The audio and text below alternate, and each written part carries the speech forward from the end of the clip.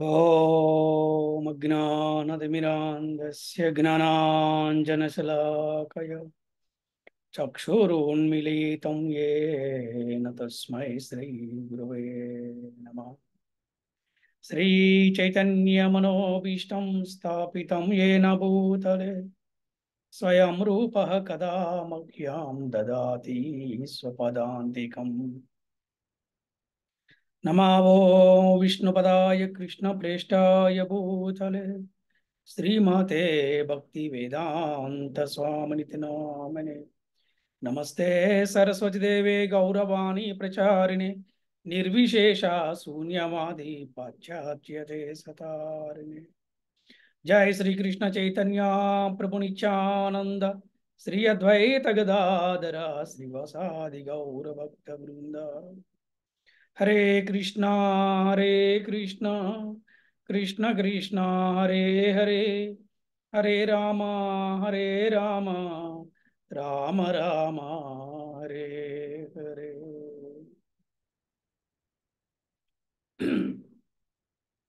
ओम नमो भगवते वासुदेवाय।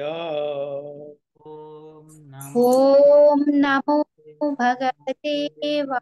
वासुदेवाय। ओम नमो भगवते वासुदेवाय। ॐ नमो भगवते वासुदेवाय। ओम नमो भगवते वासुदेवाय। ॐ नमो भगवते वासुदेवाय। హరే కృష్ణ. ఈనాటి భగవద్గీత క్లాస్కి వచ్చినటువంటి భక్తులందరికీ కూడా ఆత్మీయ ఆహ్వానం పలుకుతున్నాము. హరే కృష్ణ.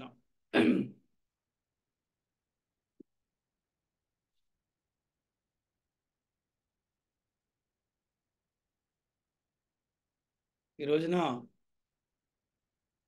సెషన్ 47 20వ శ్లోకం అంటే 8వ అధ్యాయము 20వ శ్లోకము నుండి మనము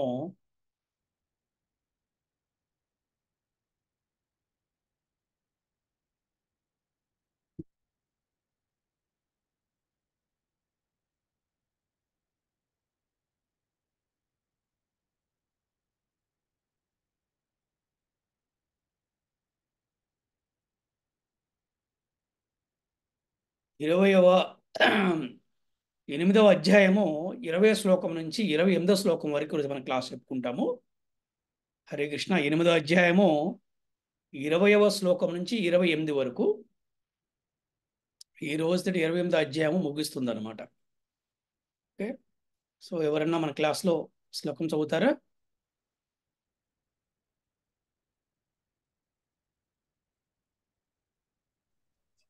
హరే కృష్ణ గురుజీ. హరే కృష్ణ. తర్వాత తస్మాత్ భావోన్యో వ్యక్తో వ్యక్తాత్ సనాతనః యా స సర్వేషు భూతేషు నశ్యత్సు న వినశ్యతి. Very good.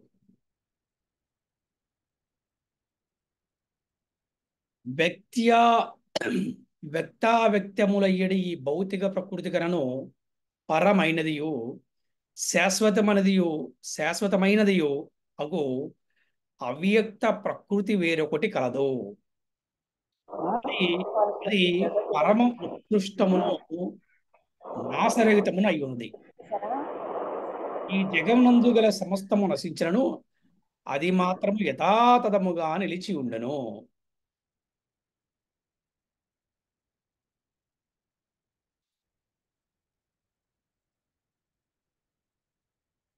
ఈ శ్లోకంలో ఏం చెప్తున్నారంటే, మనం ఇంతకుముందు శ్లోకంలో చెప్పుకున్న బ్రహ్మదేవుడికి ఒక పగలు బ్రహ్మదేవుడు ఒక రోజు అయితే అది కనీసం మనకి ఎలా చెప్తున్నారంటే 4 అంటే 1000 మహాయుగాలు అని చెప్తున్నారు అనమాట. అయినప్పటికీ కూడా ఆ బ్రహ్మదేవుడికి తప్పకుండా కూడా మళ్ళీ ఆయన యొక్క ఏమంటారు వారికి కూడా నాశనము ఉన్నదని చెప్తున్నారు. కానీ ఇక్కడ ఏం చెప్తున్నారంటే ఈ భౌతిక ప్రకృతి కనను పరమైనది శాశ్వతమైనది యొక్కకు అవ్యక్త ప్రకృతి వేరొకటి కలదు. అది పరమ ఉత్కృష్టమైంది, అలాగే నాశరహితమై ఉన్నది. ఈ జగన్నందు సమస్తము నశించిపోయినా కూడా అది మాత్రం యథాతథంగా నడుచు ఉంటుంది అనమాట. అది ఏమిటి అనే దాని గురించి ఇక్కడ మనము భాష్యంలో తెలుసుకుందాం. శ్రీల ప్రభుపాదారి భాష్యంకి జై, శ్రీల గురుదేవుకి జై.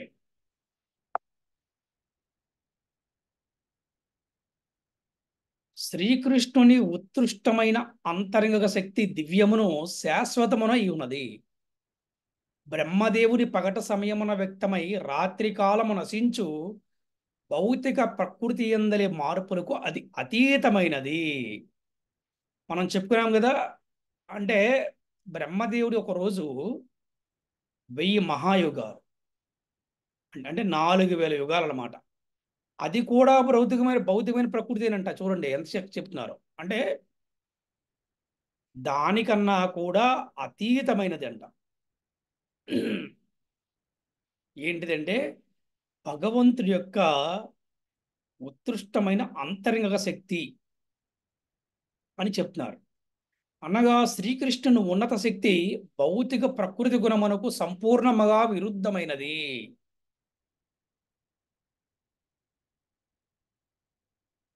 శాశ్వతమైనటువంటి గోలోకము ఈ భౌతిక ప్రకృతికి పరమైనది. అలాగే ఈ భౌతిక ప్రకృతి గుణం ఏదైతే ఉందో అది సంపూర్ణంగా విరుద్ధమైనది. దేనికి? కృష్ణుడి యొక్క ఉన్నతమైన శక్తికి. అది మనకి ఈ శ్లోకంలో చెప్తున్నారు. అంటే ఇదంతా కూడా తాత్కాలికమైనటువంటి ప్రకృతి, ఇదంతా తాత్కాలికమైనది, కానీ శాశ్వతమైన ఒకటి ఉంది. అదే గోలోక ధామము, గోలోక బృందావనము. అంటే శ్రీకృష్ణుడు ఉత్కృష్టమైన అంతరంగ శక్తి దివ్యము. అటువంటి శాశ్వతమైన ధామము అది ఎప్పటికీ కూడా నశించిపోదు. నాశరహితము అంటే నాశనమైపోదు, నశించిపోదు. ఈ భౌతిక జగత్తునందు అన్నీ నశించిపోయినా కూడా అది మాత్రం యథాతథంగా ఉంటుందంట. అదే గోలోక బృందావనము, అదే కృష్ణలోకము.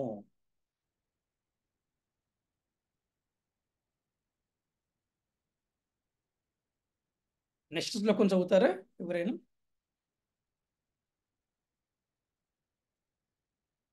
కృష్ణ గురుజీ, ధన్వత్తనం గురుజీ. హరే కృష్ణ. అవ్యక్తోక్షర ఇత్యుక్తా తమాహు పరమాం గతిం యం ప్రాప్య న నివర్తంతే తద్ధామ పరమం మమ. Very good. వేదాంతులు దేనిని అవ్యక్తము అక్షరమని వర్ణింతిరో, ఏది పరమ గమ్యస్థానముగా తెలియబడుచున్నదో, ఏ స్థానమును పొందిన పిమ్మట మనుజుడు వెనుకకు తిరిగి రాడో అదే నా దివ్యధామము. ఇక్కడ తెలుసుకోవాలి. వేదాంతులు ఎవరంటే వేదముతోనే ఆగిపోకుండా వేదాంతం. మనకు తెలుసు, మన ఇస్కాన్ ఫౌండరాచార్య వారి పేరు భక్తి వేదాంత ప్రభుపాదుల వారి పేరు. అంటే ఏది పరమ గమ్యస్థానమో తెలియబడుచున్నదో, అంటే పరమ గమ్యం ఏమిటంటే ఏ స్థానం పొందిన పిమ్మట, అంటే ఏ లోకానికి వెళ్ళిన తర్వాత మళ్ళీ తిరిగి రారో అది ఏ నా యొక్క దివ్యధామం అని చెప్తున్నారు అనమాట. ఆ దివ్యధామం ఏంటండి? గోలోక బృందావనము. అంటే కృష్ణుని ఎవరు అర్థం చేసుకుంటారంటే వేదాంతులు మాత్రమే కృష్ణుని అర్థం చేసుకోగలుగుతారు. కృష్ణతత్వము, గోలోక బృందావనము, ఇవంత జ్ఞానమంతా కూడా వేదాంతులకే అర్థమవుతుందని మనం తెలుసుకోవాలి.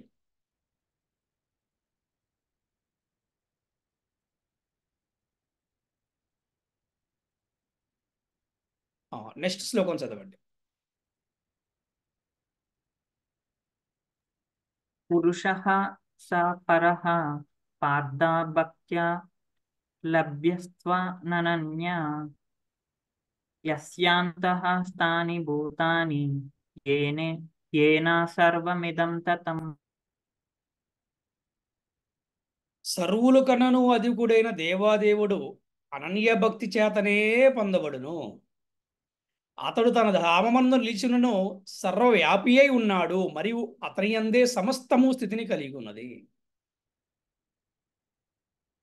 సర్వుల కన్నా అధికుడైన దేవాదిదేవుడు అనన్య భక్తి చేతనే పొందబడును.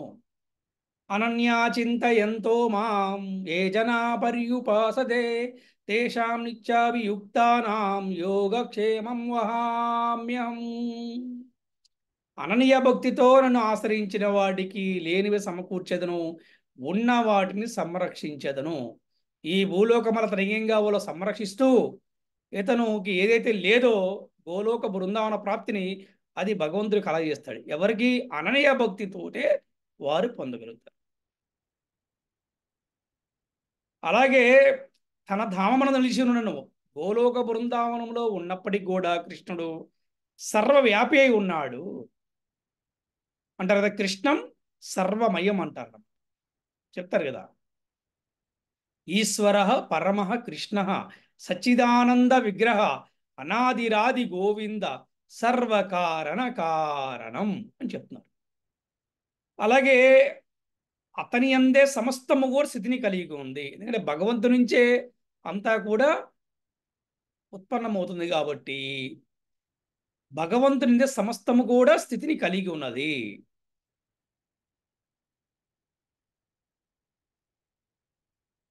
నెక్స్ట్ శ్లోకం చదవండి మరి.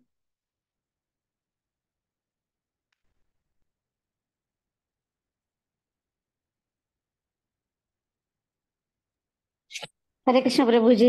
హరే కృష్ణ మాతాజీ. నేను చదవనా ప్రభుజీ? చదవండి మాతాజీ. ఎత్ర కాలే త్వనావృత్తి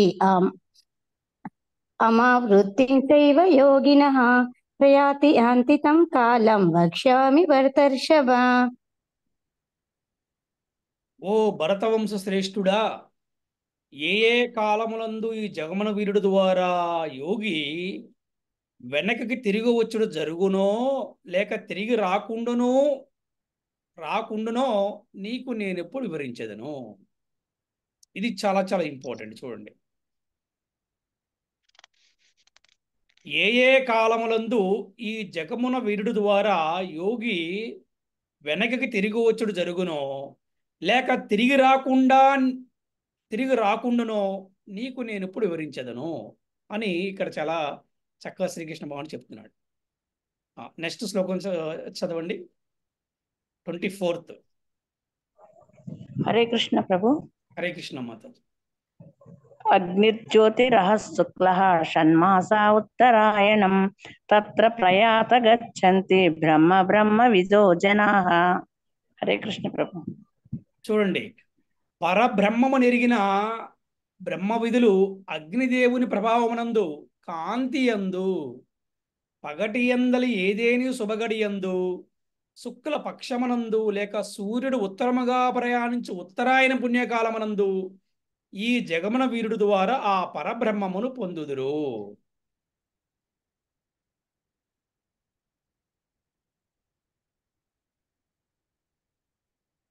ఆ 25వ శ్లోకం చదవండి.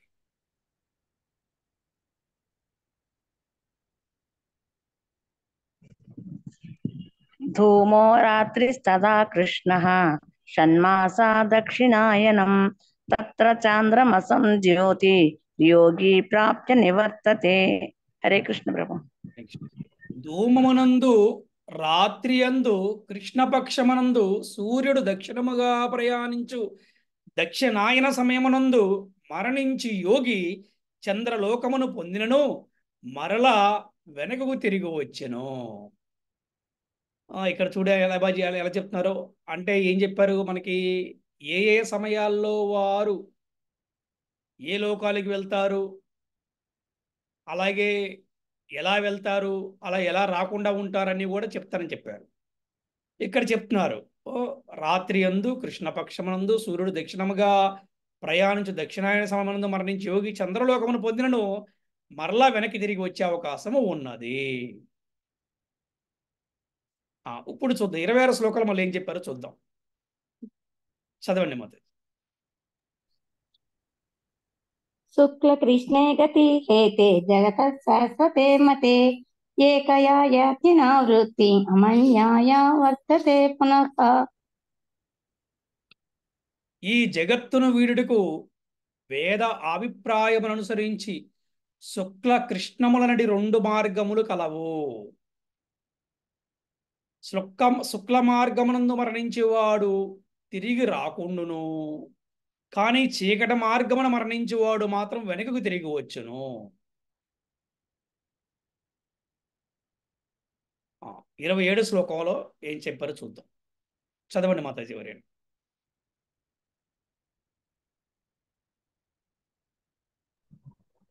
హరే కృష్ణ ప్రభు. హరే కృష్ణ మాతాజీ. నైతే శృతి పార్థ జ్ఞానన్యోగి ముహ్యతి కశ్చన తస్మాత్ సర్వేషు కాలేషు యోగయుక్తో భవ అర్జున. హరే కృష్ణ ప్రభు. ఓ అర్జున, భక్తులు ఈ 2 మార్గములు ఎరిగినప్పటికీ ఎన్నడూనూ మోహమునందరు కనుక నీవు భక్తి యందు సదా స్థిరుడు అగుము. ప్రభు అక్కడ జ్ఞానయోగినా జానయోగినా ప్రభు? మేబీ జ్ఞాన యోగి అయి ఉంటది మాతాజీ, అది సరిగ్గా ప్రింట్ పర్లేదో మరి. Okay okay. 28వ శ్లోకం చదవండి, ఆఖరి శ్లోకం. వేదేషు యజ్ఞేషు తపస్సు చైవ దానేషు యత్పుణ్యఫలం ప్రతిష్టం అత్యేతి తత్సర్వమిదం విదిత్వా యోగి పరం స్థానము పైతి చాద్యం.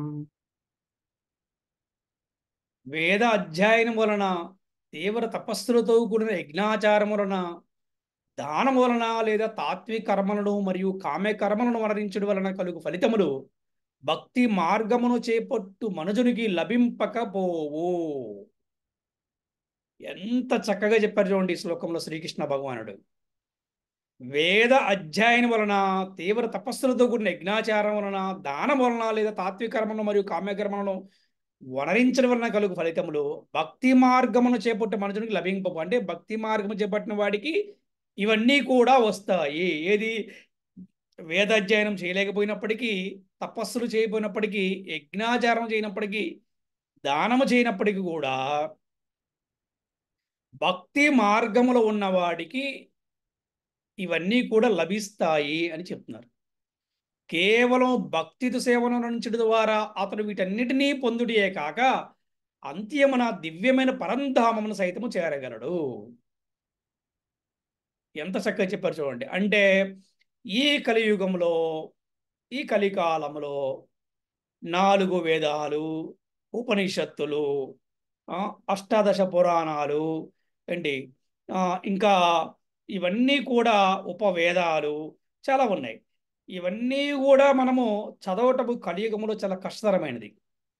కానీ భక్తి మార్గములో అంటే ఎవరైతే నిరంతరము హరే కృష్ణ కృష్ణ కృష్ణ హరే హరే, హరే రామ రామ రామ హరే హరిని జపం చేస్తూ భగవద్గీత భాగవతము చదువుకుంటూ చక్కగా మందిరాల్లో సేవ చేస్తూ ఉంటే గనక వేద అధ్యయనం వల్ల ఏవైతే లాభం వస్తుందో, తపస్సు ఏదైతే లాభం వస్తుందో, యజ్ఞం వల్ల ఏం లాభం వస్తుందో అవన్నీ కూడా తప్పకుండా వస్తాయి అని శ్రీకృష్ణ భగవానుడి శ్లోకంలో మనకి తెలియజేస్తున్నారు. దీని గురించి శ్రీ ప్రభుపాదుల వారు ఏ విధంగా భాష్యం రచించారు ఒకసారి మనం చదువుదాం. ఎవరైనా భాష్యం చదువుతారా? శ్రీ ప్రభుపాదుల భాష్యంకి జై, శ్రీ గురుదేవుకి జై. హరి చదవండి. చదవండి మాతాజీ, మీరు చదివితే. ఓకే. ఈ శ్లోకము కృష్ణ చైతన్యము మరియు భక్తియుక్త సేవను గూర్చి ప్రత్యేకముగా వర్ణించు 7 మరియు 8వ అధ్యాయముల సారము. మానవుడు ఆధ్యాత్మికాచార్యుని నిర్దేశంలో వేదాధ్యయనం చేస్తూ అతని ఆదేశానుసారము అనేక రకాల తపోనిష్టలను ఆచరించవలెను. బ్రహ్మచారి ఆధ్యాత్మికాచార్యుని ఆశ్రమంలో సేవకునిగా జీవిస్తూ ప్రతి గృహము నుండి భిక్షను గ్రహించి దానిని గురువుకు సమర్పించవలెను. ఒక్క నిమిషం, ఇక్కడ ఈ భక్తి యుత సేవ గురించి చక్కగా మనకి వివరిస్తున్నారు ఈ శ్లోకంలో. చాలా ఇంపార్టెంట్. అంటే ప్రతి ఒక్కరు కూడా ఆధ్యాత్మిక గురువు నిర్దేశమనందు వేద అధ్యయనము కావించు ఆయన సన్నిధిలో పలు విధములైన తపస్సు నిర్వహించవలసి ఉన్నది. అలాగే బ్రహ్మచారి అయిన వాడు గురువు ఆశ్రయమును సేవకునిగా జీవించి ఇంటింటా భిక్షను స్వీకరించి గురువుకు అర్చించాలి అని మనకి ఇక్కడ తెలియజేస్తుంది.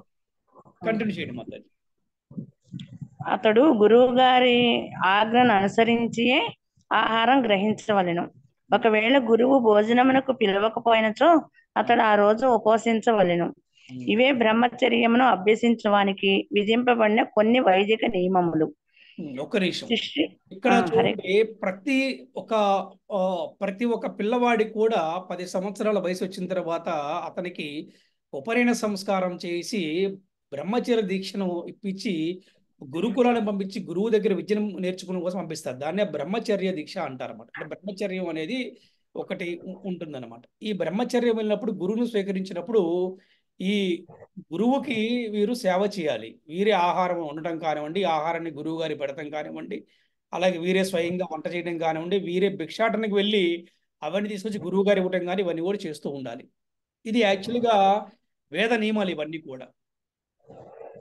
కంటిన్యూ చేయండి మాత్రం.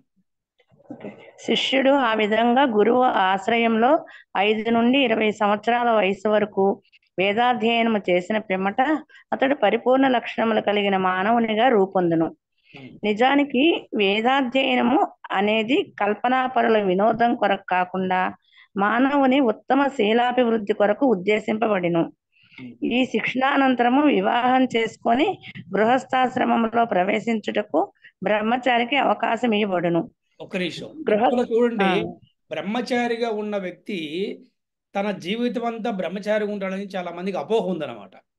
కాదు కాదు, ఎవరికి ఎటువంటి అపోహ వస్తుంది. ఎందుకంటే ప్రతి ఒక్క ఆ విద్యార్థి తన ఒక బ్రహ్మచర్యం అనేటువంటి ఆ విద్య పూర్తి అయిపోయిన తర్వాత అతను గృహస్థుడిగా మారవచ్చును. అందులో ఇది శాస్త్రం నియమం. శాస్త్రం అతనికి అవకాశం కల్పించింది. ఏంటి ఇది ఇందులో ఎటువంటి సందేహం లేదు. తప్పకుండా అతను బ్రహ్మచార ఆశ్రమం నుంచి గృహస్థాశ్రమానికి అతను ప్రవేశించవచ్చు. ఇందులో ఎటువంటి తప్పు కానీ ఎటువంటి అపరాధం కూడా లేదు. ఈ విషయం అందరూ తెలుసుకోవాలి. కానీ కొంతమందికి ఏమనిపిస్తుందంటే, నేను బ్రహ్మచారిగా ఉన్నాను, నేను ఇప్పుడు గృహస్థగా వెళ్ళాలి, తర్వాత వానప్రస్థం తీసుకోవాలి, తర్వాత మళ్ళీ సన్యాసం తీసుకోవాలి అంటే నేను మళ్ళీ పెళ్లి చేసుకొని పిల్లల్ని కానీ మరి ఆ బాధ్యత అయిపోయిన తర్వాత మళ్ళీ తిరిగి నేను ఇలాగే మళ్ళీ ఆశ్రమానికి రావాలి. అందుకని ఇవన్నీ అవసరమా అని కొంతమంది బ్రహ్మచారిగా ఉండిపోతారు. అది వారి యొక్క స్థితి అనమాట. అది వారికి స్వాతగా రావాలి. ఒకరు బలవంతం చేశారనో ఏంటి, అది ఫోర్స్ఫుల్గా చేసేది కాదనమాట. బ్రహ్మచర్యం అనేది అతనంతట తనకి ఒక ఆత్మసాక్షాత్కారం జరిగి అతను గనక బ్రహ్మచర్యం తీసుకుంటాను, అందులో ఎటువంటి అపరాధం కూడా లేదు. హరే కృష్ణ. కంటిన్యూ. గృహస్థునిగా ఇంకనూ అధికమైన ఆత్మ వికాసమును పొందుట కొరకై అతడు అనేక రకముల యజ్ఞములను నిర్వర్తిస్తూ భగవద్గీత 17వ అధ్యాయంలో వర్ణింపబడినట్లుగా దేశకాల పాత్రలను అనుసరించి సత్వరజ స్తమో గుణములతో కూడిన దాన భేదములు నెరిగి దానములు కూడా చేయవలెను. ఇక్కడ గృహస్థుల యొక్క బాధ్యత ఏమిటంటే అతను యజ్ఞములు చేయుచు. యజ్ఞకర్తగా ఎవరికి అంటే గృహస్థుడికి మొట్టమొదటి అధికారం ఉన్నది. శాస్త్రం గుర్తుపెట్టుకోండి. మొట్టమొదటిగా ఎవరంటే గృహస్థుడికే అధికారం ఉన్నది యజ్ఞాచరణ కోసం. అది సో యజ్ఞాలు చేయిస్తూ అలా గీతం తెలిపిన రీతిగా దేశ కాల పాత్రను గూర్చి మరియు అలాగా సత్వ రజస్తమో గురుపరమైన దానములు గూర్చి తెలిసి దానం చేయవలసి ఉంది. గృహస్థుడు ఇంకోటి ఇంపార్టెంట్ విషయం ఏంటంటే దానం చేయాలి. గృహస్థు యొక్క బాధ్యత ఏమిటంటే గోవులను, అలాగే దేవాలయాన్ని, ముఖ్యంగా సాధువులను, సన్యాసులను వీళ్ళందరినీ కూడా వారికి దానం ఇచ్చి వారిని పోషించవలసిన బాధ్యత గృహస్థునికి ఉన్నదన్నమాట. అంటే గృహస్థులు అంటే కేవలం నేను సంపాదించుకుంటాను, నేనే ఉంటానంటే కుదరదు. ఎందుకంటే అలాగే ఎందుకు ఆ గృహస్థుడు కూడా అతను ఎలాగ గృహస్థుడిగా అయ్యాడు, అతనికి ఎలా వస్తుంది సంపద అంటే అతనికి సమాజంతో సంబంధం ఉంది. గృహస్థుడు ఎప్పుడు ఇండివిజువల్ కాదు. ఈ సృష్టిలో ఎవరు కూడా ఇండివిజువల్ కాదు. నా డబ్బు నా ఇష్టం, నా ఇల్లు నా ఇష్టం అని అనుకుంటానికి లేదనమాట. తప్పనిసరిగా గృహస్థు యొక్క బాధ్యత అంటే యజ్ఞాలు చేయటం, అలాగే అతను దానం చేయటం. ముఖ్యంగా ఏంటంటే అతను తప్పకుండా దానం చేయవలసిన అవసరం ఉన్నది. ఇది మాత్రం తెలుసుకోవాలి. సాధువులకి, బ్రాహ్మణులకి, గోవులకి, భగవంతుడికి ఈ విధంగా సేవ చేస్తూ ఉండాలి. అతన్ని ఏమన్నారంటే గృహస్థుడు అన్నారు అతన్ని. అది లేకపోతే భౌతికమైన వాది అంటారు అతన్ని, లేదా నాస్తికుడు అంటారు అన్నమాట అతన్ని. అది గృహస్థుడు అని చెప్పి మళ్ళీ అందరం కూడా అనకూడదు అనమాట. అతను గృహస్థుడు అన్నాడంటే మీనింగ్ ఏంటి? గృహస్థుడు అంటే ఏంటంటే అతను యజ్ఞానం చేసేవాడు, అంటే యజ్ఞాలకి అతను అన్ని సమకూర్చేవాడు. అలాగే సాధువులని, గోవులని, టెంపుల్ని వీటన్ని కూడా పోషించేవాడు, అంటే దానం చేసేవాడు అని అర్థం. నెక్స్ట్ కంటిన్యూ చేయండి. ఓకే. గృహస్థాశ్రమమును విడిచి అతడు వానప్రస్థాశ్రమమును గ్రహించిన పిమ్మట వనములలో నివసించుట, వల్కములను ధరించుట, క్షౌరము చేసుకొని పోవట వంటి అనేక రకాల కఠిన తపములను ఆచరించవలెను. ఈ ఇక్కడ విధముగా వానప్రస్థం, ఇది వానప్రస్థం గృహస్థ ధర్మము నుంచి అతను వానప్రస్థాన్ని స్వీకరించిన పిమ్మట వనములందు ఉండటం, అలాగే నా శిరోజాలని తొలగించుకొని ఉంటా, అంటే ఇవన్నీ కూడా కొన్ని నియమ నిబంధనలు ఉన్నాయి. ఇక్కడ ఎప్పుడు గృహస్థ అంటే ఇక్కడ బ్రహ్మచర్యం నుంచి గృహస్థాశ్రమంకి వచ్చాడు, గృహస్థాశ్రమం నుంచి ఎప్పుడు వానప్రస్థానికి వెళ్తున్నాడు అంటే ఇతనికి సంతానము ఉంది. ఈ సంతానందరికి కూడా వివాహాలు అయిపోయినాయి, బాధ్యతలు అయిపోయిన తర్వాత ఇతను వానప్రస్థాన్ని స్వీకరించాలి. ఆప్షన్ లేదు ఇక్కడ, కంపల్సరీ స్వీకరించాల్సిందే. స్వీకరిస్తేనే అతను భగవద్ధామకి వెళ్ళగలుగుతాడు. ఇంట్లో ఉంటే భగవద్ధామ వెళ్ళడం చాలా కష్టం. ఇది యాక్చువల్గా మనకి ఇది అంతా కూడా వేద నియమం అనమాట. ఇది వానప్రస్థం స్వీకరించిన తర్వాత అతనికి కొన్ని నియమ నిబంధనలు ఉన్నాయన్నమాట. కంటిన్యూ చేయండి. ఈ విధముగా బ్రహ్మచర్యాశ్రమములో, గృహస్థాశ్రమములో, వానప్రస్థాశ్రమములో, అటు పిమ్మట సన్యాశ్రమమును చక్కగా అవలంబించడం ద్వారా మానవుడు జీవితంలోని పరిపూర్ణత స్థితికి ఉద్ధరించబడును. ఇక్కడ తెలుసుకోవాల్సింది ఏంటంటే మనము భగవంతు నుంచి వచ్చాం. మళ్ళీ మనం ఎక్కడి నుంచి వచ్చాం? భగవంతు నుంచి వచ్చాం. మళ్ళీ భగవంతుడికి తిరిగి వెళ్ళిపోవడం కోసం మనకి ఇదంతా కూడా ఒక ప్రక్రియ అనమాట. ఇది ఒక ట్రైనింగ్ అనమాట. అంటే మన భగవంతు నుంచి వచ్చాం కాబట్టి మళ్ళీ మన భగవంతుని చేరుకుంటాం కోసం, అంటే ఇదంతా కూడా తాత్కాలికమైన ఈ భౌతిక జగత్తు అని మనకు తెలియజేస్తుంది అనమాట. చూడండి, అందుకని ఇవన్నీ ట్రైనింగ్ అనమాట, ఒక శిక్షణ. ఏది బ్రహ్మచర్య ఆశ్రమములో ఏంటి ఆ బాలుడు ఏం నేర్చుకుంటాడంటే భార్య అంటే ఏంటి, భర్త అంటే ఏంటి, సమాజం అంటే ఏంటి, దేవుడు అంటే ఏంటి, దేవతలు ఎవరు, గోవులు అంటే ఏంటి, గోవుల ఉపయోగం ఏంటి, సమాజం అంటే ఏంటి, కుటుంబం అంటే ఏంటి, అన్నదమ్ములు అంటే ఏంటి, అక్క చెల్లి ఏంటి, ఉద్యోగం అంటే ఏంటి, వ్యాపారం అంటే ఏంటి, వైద్యం ఏంటి, విద్య ఏంటి, కళలు ఏంటి, ఇవన్నీ కూడా ఎన్నో రకాల విషయాలు తెలుసుకుంటాడు అతను. కామం అంటే ఏంటి ఆ భార్యాభర్తల సంభోగం ఎందుకు జరగాలి, దాని యొక్క నియమ నిబంధనలు ఏంటి, వివాహం ఎందుకు, అలాగే వివాహం యొక్క ప్రాముఖ్యత ఏమిటి, వివాహం అయిన తర్వాత భార్యకి భర్త ఏ విధంగా తోడుండాలి, భర్తకి భార్య ఏ విధంగా సేవ చేయాలి, ఇవన్నీ కూడా ఈ యొక్క బ్రహ్మచర్య ఆశ్రమంలో గురువు గారు ఈ యొక్క శిష్యుడికి అన్ని నేర్పిస్తాడు. అందుకే చూడండి, గురుకులాలలో ఎవరు చక్కగా ట్రైనింగ్ అవుతారో వాడు జీవితంలో ఉన్నతమైన స్థాయికి వెళ్తారు. అందుకే చూడండి, ఇప్పుడు ఈ జనరేషన్లో మనము ఫుల్ టైం గురుకులాలు పెట్టకపోయినా కూడా పార్ట్ టైం గురుకులాలు పెట్టి వీరందరూ కూడా మనం మోటివేట్ చేయొచ్చు. అది చాలా అవసరం. ఇది బ్రహ్మచర్య ఆశ్రమం అంటే ఇది అనమాట. అంటే గురుకులంలో ఇలాంటి వ్యక్తి ఇవన్నీ నేర్చుకుంటాడు. ఈ నేర్చుకుంటే వల్ల ఏమవుతుంది, గృహస్థాశ్రమానికి వెళ్ళి ఇక్కడ బ్రహ్మచర్య ట్రైనింగ్ అయ్యాడు కాబట్టి గృహస్థాశ్రమానికి వెళ్ళి చక్కగా అక్కడ గృహస్థాశ్రమం తన బాధ్యత నిర్వహిస్తాడు. ఆ తర్వాత వానప్రస్థానికి వెళ్తాడు, అక్కడ ప్రాక్టీస్. ఆ తర్వాత సన్యాసాశ్రమాన్ని అతను నిర్వహించడం ద్వారా పూర్ణత్వ స్థితికి ఉద్ధరింపబడతాడు. కంటిన్యూ చేయండి. అట్టి వారిలో కొందరు స్వర్గలోకములకు ఉద్ధరించబడుదురు.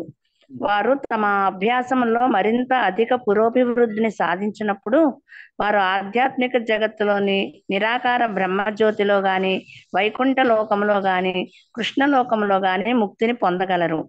ఈ మార్గమే వైదిక సాహిత్యం. చెప్పండి. ఈ మార్గమే వైదిక సాహిత్యంలో నిర్దేశింపబడును.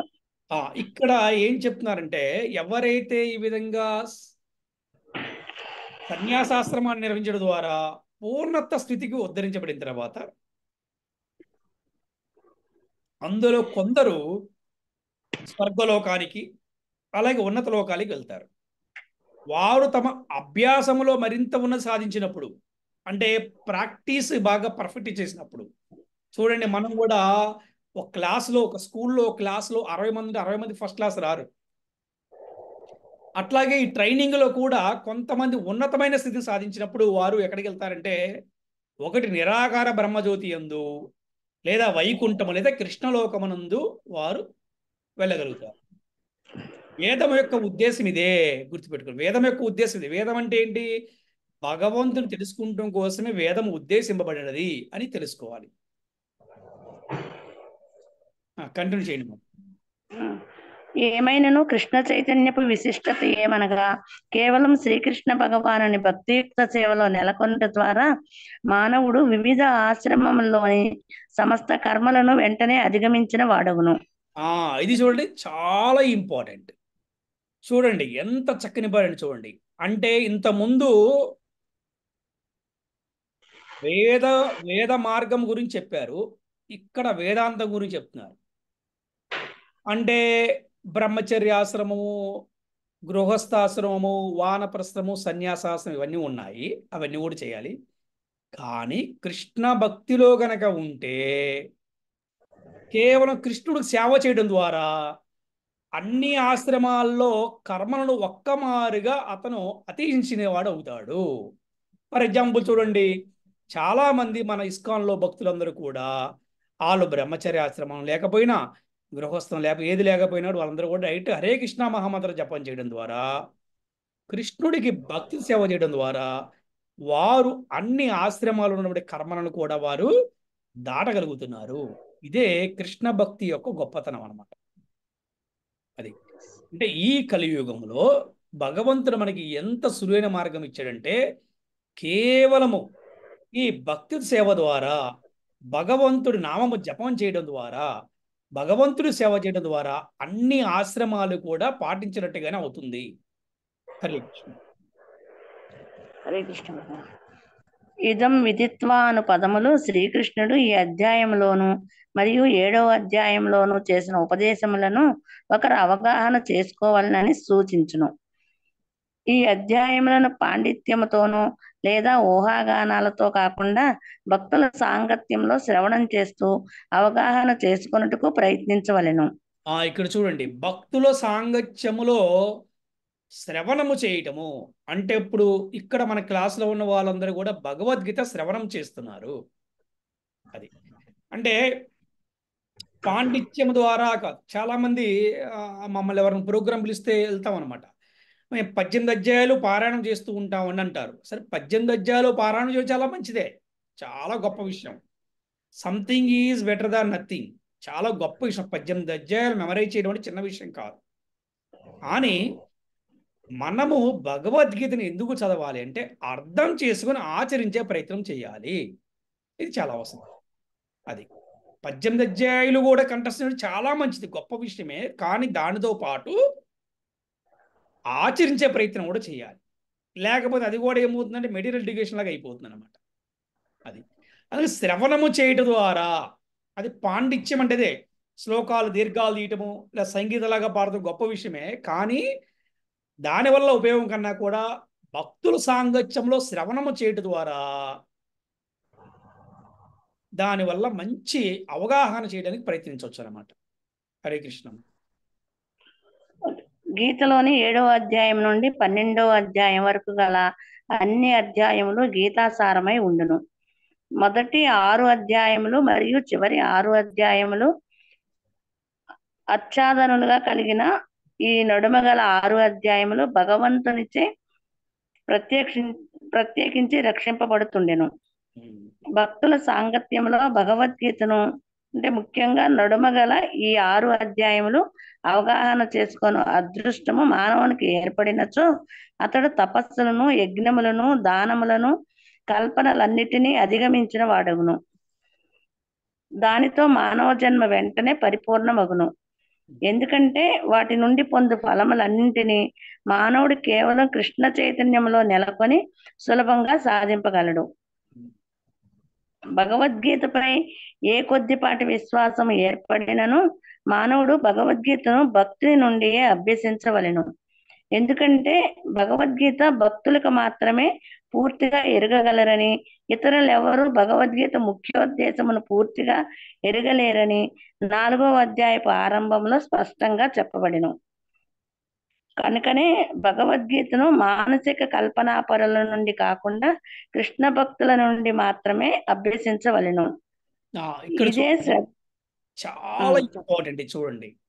ఎందుకంటే కేవలం భగవద్గీత ఎవరి దగ్గర నేర్చుకోవాలంటే భక్తుల నుంచే నేర్చుకోవాలి. ఇవాళ చాలా మంది చెప్తున్నారు, ఆన్లైన్లో చెప్తున్నారండి, అదండి ఇదండి ఇది కరెక్టే, కాదంటలేదు. ఎందుకు భక్తుల నుంచే నేర్చుకోవాలో కూడా ఇక్కడ చాలా క్లియర్గా చెప్తారు మనకి. ఎందుకంటే ఆచరించిన వాడి దగ్గర నేర్చుకుంటే మనం కూడా ఆచరించడానికి ఉపయోగం ఉంటుంది. అంటే ఏ ఒక్క ఉపాధ్యాయుడు అతను ఆచరిస్తూ ఉంటాడో ఆ ఒక్క విద్యార్థులు కూడా ఆచరించడానికి ప్రయత్నిస్తారు.